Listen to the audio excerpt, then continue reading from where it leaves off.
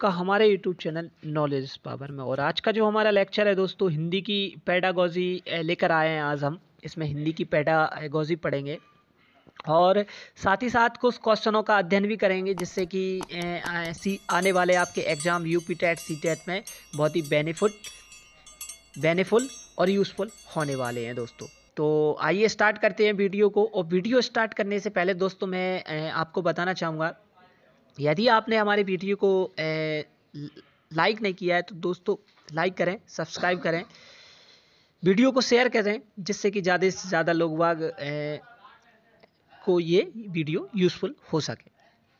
ठीक है ना। तो आइए स्टार्ट करते हैं वीडियो को और देखते हैं कि किस टाइप से अधिगम एवं अर्जन होता है बच्चे में और बच्चे का किस टाइप से विकास होता है। ठीक है ना। तो यहाँ पे दिया है अधिगम एवं अर्जन, लर्निंग एंड एक्विजिशन। अधिगम की अवधारणा, कंसेप्ट ऑफ लर्निंग क्या होता है दोस्तों। तो अधिगम की अवधारणा के बारे में पढ़ेंगे, कंसेप्ट ऑफ लर्निंग देखेंगे कि किस टाइप से बच्चे में लर्निंग होता है। ठीक है दोस्तों। तो अधिगम का तात्पर्य होता है सीखना एवं अर्जन का तात्पर्य होता है अर्जित करना। अधिगम का तात्पर्य होता है सीखना एवं अर्जन का तात्पर्य होता है अर्जित करना। अधिगम का मतलब होता है दोस्तों लगातार सीखते रहना। लेकिन ऐसा नहीं है दोस्तों कि लगातार सीख ही रहा है बच्चा, सीख ही रहा है। अगर सीखने के साथ यदि आप कुछ उत्पादन कर सकते हो और अपने व्यवहार में परिवर्तन कर सकते हो तो उसको अधिगम कहा जाता है दोस्तों।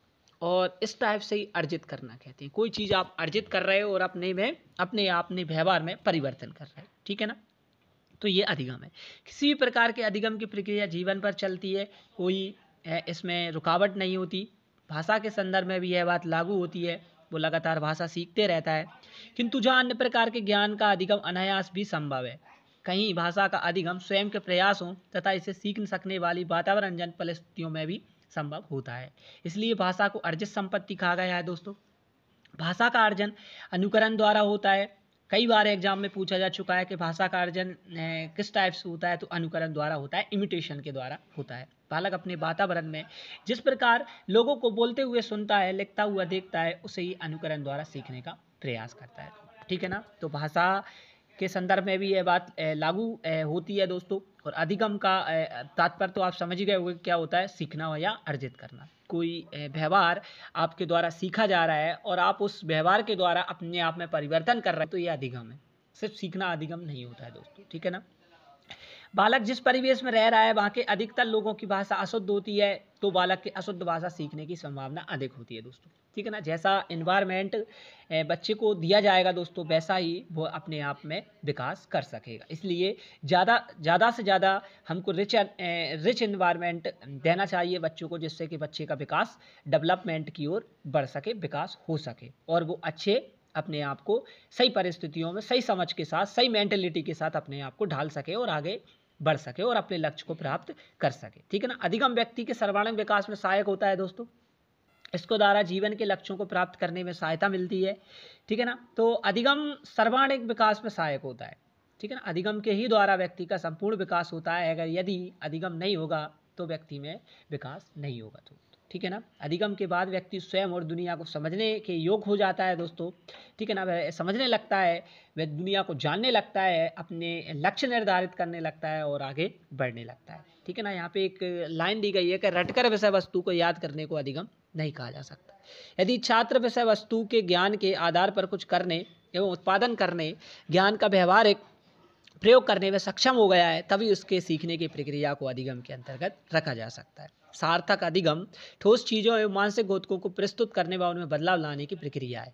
ध्यान में रखना है, ना कि जानकारी इकट्ठा कर उसे रटने की प्रक्रिया। कुछ परिभाषाएं, कुछ डेफिनेशन है, तो उनको भी पढ़ लेते हैं दोस्तों कि अपने अपने विचार प्रस्तुत किए हैं। किस टाइप से गेट्स ने अपने विचार प्रस्तुत किए हैं कि अनुभव द्वारा व्यवहार में रूपांतरण लाना ही अधिगम है। ये परिभाषा गेट्स की जो यहाँ पे दी गई है, कई बार एग्जाम में पूछी जा चुकी है दोस्तों। ठीक है ना। इसलिए इम्पोर्टेंट है आपके लिए, यहाँ पर इसको मार्क करके रखना है। गेट्स क्या कहते हैं कि अनुभव द्वारा व्यवहार में रूपांतरण लाना ही अधिगम है। ठीक है ना। तो अनुभव द्वारा व्यवहार में रूपांतरण लाना ही क्या है दोस्तों, अधिगम है।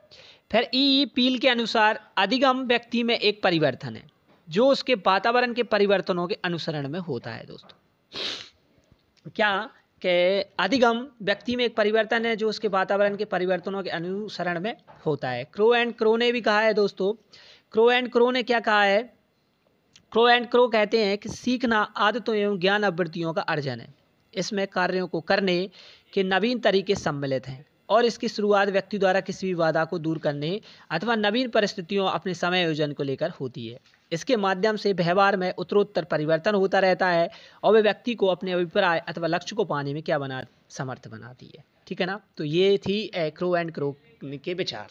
ठीक है ना, यहाँ पे क्रो एंड क्रो कहते हैं कि सीखना आदतों एवं आवृत्तियों का अर्जन होता है जो अपने लक्ष्य को पाने, अपने व्यवहार में परिवर्तन करने या लक्ष्य को पाने में क्या बनाती है दोस्तों, समर्थ बनाती है। ठीक है ना, यहाँ पे एक लाइन दी गई है कि सभी बच्चे स्वभाव से ही सीखने के लिए प्रेरित रहते हैं और उनमें सीखने की क्षमता होती है। अब यहाँ पे कुछ पॉइंट टू पॉइंट बात की जा रही है दोस्तों कि बच्चे मानसिक रूप से तैयार हों उससे पहले भी उन्हें पढ़ा देना या बात की अवस्थाओं में उनमें सीखने की प्रवृत्ति को क्या करता है दोस्तों, प्रभावित करता है। उन्हें बहुत से तत्व याद तो रह सकते हैं लेकिन संभव है कि ना तो उन्हें समझ पाएँ ना ही उन्हें अपनी आसपास की दुनिया से जोड़ पाएँ। इसलिए समय से पहले ज्ञान प्रदान नहीं करना चाहिए दोस्तों। जिस एज का बच्चा है उसे उसी एज में पढ़ने देना चाहिए।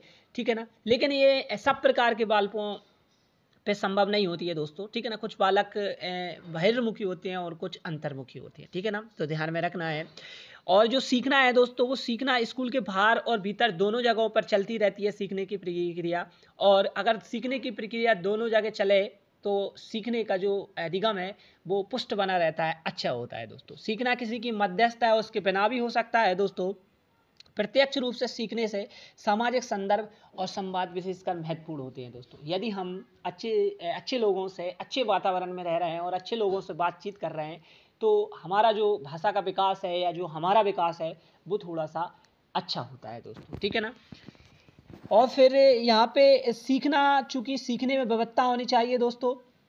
ठीक है ना, चुनौतियाँ होनी चाहिए जिससे कि बच्चे को रोचक लगे और उन्हें व्यस्त रख सके। ठीक है ना, ऊब महसूस नहीं होना चाहिए। ये बात का ध्यान रखना है आपको कि वह कार्य बच्चा अब यांत्रिक रूप से दोहरा रहा है। ठीक है ना, यदि बच्चा यूब महसूस कर रहा है तो ये बात आपको समझ लेनी चाहिए कि अब बच्चा यांत्रिक रूप से दोहरा रहा है और उसका जो संज्ञानात्मक मूल, जो मेंटलिटी है वो खत्म हो चुकी है। भाषा का विकास एक प्रकार का संज्ञानात्मक विकास ही होता है दोस्तों, तो याद रखना है। कई बार एग्जाम में पूछा जा चुका है कि भाषा का विकास एक प्रकार का है संज्ञानात्मक विकास, बौद्धिक विकास, संवेगात्मक विकास, इनमें से कोई नहीं। तो क्या लगाना है आपको, संज्ञानात्मक विकास। मानसिक योग्यता की इसमें महत्वपूर्ण भूमिका होती है, तो इसमें किसकी भूमिका अधिक होती है, तो मानसिक योग्यता। भाषा का तात्पर्य होता है सांकेतिक साधन जिसके माध्यम से हम अपने विचारों और भावों को के सहयोग से एक दूसरे के साथ बांट सकें, एक दूसरे के साथ शेयर कर सकें। ठीक है ना, भाषाई योग्यता 3 प्रकार की होती है दोस्तों, वो होती है मौखिक अभिव्यक्ति, सांकेतिक अभिव्यक्ति और लिखित अभिव्यक्ति। ठीक है ना, क्या रखना है याद, मौखिक अभिव्यक्ति, सांकेतिक अभिव्यक्ति और लिखित अभिव्यक्ति शामिल होती है। भाषाई योग्यता एक कौशल है दोस्तों, भाषाई योग्यता एक कौशल है जिसे अर्जित किया जाता है। इस कौशल को अर्जित करने की प्रक्रिया बालक के जन्म से ही क्या हो जाती है दोस्तों, प्रारंभ हो जाती है। ठीक है ना, तो ये लाइन ध्यान रखना है। और आगे के जो नेक्स्ट लेक्चर आएंगे दोस्तों उसमें हम चॉम्स्की का सिद्धांत पढ़ेंगे, किस टाइप से चॉम्स्की ने सिद्धांत दिया कि बच्चा किस टाइप से अर्जन करता है, अनुकरण के माध्यम से भाषा को सीख जाता है। वहाँ पे थॉर्नडाइक ने भी अपने विचार प्रस्तुत किए हैं, पियाजे ने भी अपने विचार प्रस्तुत किए हैं और वाइगोस्की ने भी अपने विचार प्रस्तुत किए हैं। तो सबके बारे में हम जानेंगे और जानने का प्रयास करेंगे। ठीक है ना, तो चलिए। अनुकरण वातावरण के साथ अनुक्रिया तथा शारीरिक, सामाजिक और मनोवैज्ञानिक आवश्यकताओं की पूर्ति की मांग भाषाई योग्यता के विकास में विशेष भूमिका निभाती है दोस्तों। ठीक है ना, अब भाषाई योग्यता का विकास बालक में धीरे धीरे एक निश्चित क्रम में होता है, ध्यान रखना है दोस्तों। ठीक है ना, जन्म से लेकर 8 माह तक बालक को किसी शब्द की जानकारी नहीं होती। 9 माह से 12 माह के बीच बालक 3 या 4 शब्दों को समझने लगता है। 1.5 वर्ष के भीतर बालक को 10 से 12 शब्दों की जानकारी हो जाती है। ठीक है दोस्तों, फिर 2 वर्ष की आयु तक बालक 200 से अधिक शब्दों को सीख जाता है। 3 वर्ष के भीतर ही बालक लगभग 1000 शब्दों को समझने लगता है। बालक में भाषाई विकास निरंतर होते रहते हैं और 16 वर्ष की आयु तक बालक लगभग 1 लाख शब्दों को समझने की योग्यता विकसित कर लेता है। भाषाई विकास की प्रक्रिया में लिखने एवं पढ़ने का भी ज्ञान उसमें धीरे धीरे हो, जैसे जैसे वो भाषा सीखने लगता है और भाषा के माध्यम से वो क्या करने लगता है, पढ़ने भी लगता है और दूसरे विषय भी समझने लगता है और ये अधिगम का स्थान धारण हो जाता है दोस्तों। ठीक है ना, भाषाई विकास की प्रक्रिया में लिखने एवं पढ़ने का भी ज्ञान उसमें धीरे धीरे होता रहता है। बाल्यावस्था में वह धीरे धीरे एक एक शब्द को पढ़ता है, फिर लिखता है। उसके बाद उसके इन कौशलों में गति आ जाती है। और शिक्षकों को भाषा के विकास की प्रक्रिया का सही ज्ञान होना इसलिए अनिवार्य है क्योंकि इसी के आधार पर बालक की भाषा से संबंधित समस्याएं जैसे अस्पष्ट उच्चारण, गलत उच्चारण, तुतलाना, हकलाना, तीव्र अस्पष्ट वाणी इत्यादि का समाधान कर सकता है। बालक की शिक्षा में लिखने, पढ़ने और बोलने की योग्यता सर्वाधिक महत्वपूर्ण होती है। दोस्तों ध्यान में रखना है, इन सभी योग्यताओं के विकास में भाषा के विकास की प्रक्रिया का महत्वपूर्ण योगदान होता है। इसलिए जानकारी शिक्षकों को अवश्य होनी चाहिए और भाषा का ज्ञान अवश्य शिक्षक को होना चाहिए दोस्तों। ठीक है ना, यहाँ पे शिक्षक के लिए कुछ बातें दी जा रही हैं। ठीक है ना, अब भाषा का अधिगम एवं अर्जन किस टाइप से होता है तो उसको भी पढ़ लेते हैं। ठीक है ना, यह बात रहस्य